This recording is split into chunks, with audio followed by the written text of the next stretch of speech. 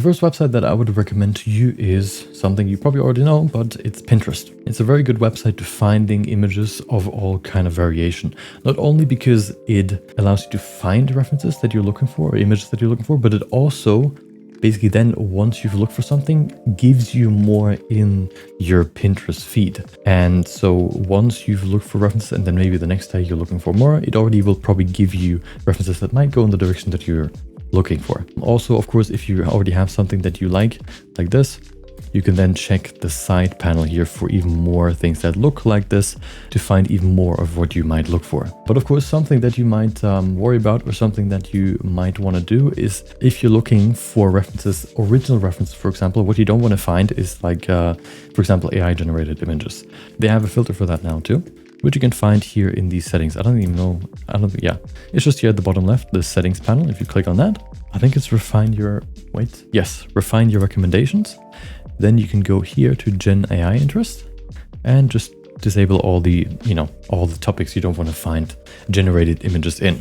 If it's everything, then just disable everything. If it's only art, whatever, right? Very useful if you want to only find original images, for example, like original manga panels. Another good useful thing that is kind of like maybe not as common for people to know is that once you click on an image like this one, for example, usually the pins are not created in Pinterest. They're coming from a different website.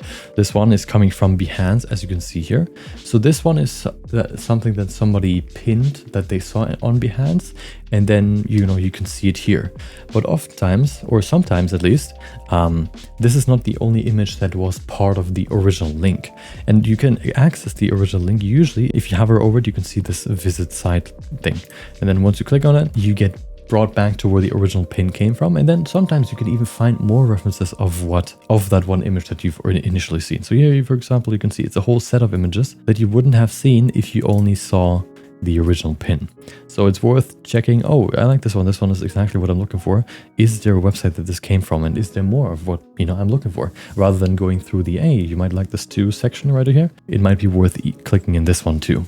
Another good useful feature is the cropping feature. So we have, for example, an image with multiple different characters, but we only really need the references for Luffy, for example. What we can do is right now it's kind of like giving it as everything, not even just like Luffy, just every character from One Piece, it seems. But what we can do now is we can use the explore thing, I think, and then we can mark what we actually want to find. So here, if I now go with my mouse and do this, we can make sure, hey, I want to find this guy. And then it's only going to give me what I have marked, which can also be very useful, especially if you find like these collections of things. Oh, but now I already have Luffy. Let me now find some stuff relating to Zoro. And then all of a sudden, ta-da, it's only his stuff. And this is a good feature to just speed up your reference finding process. And the last tip that I can give you for Pinterest is generated tags.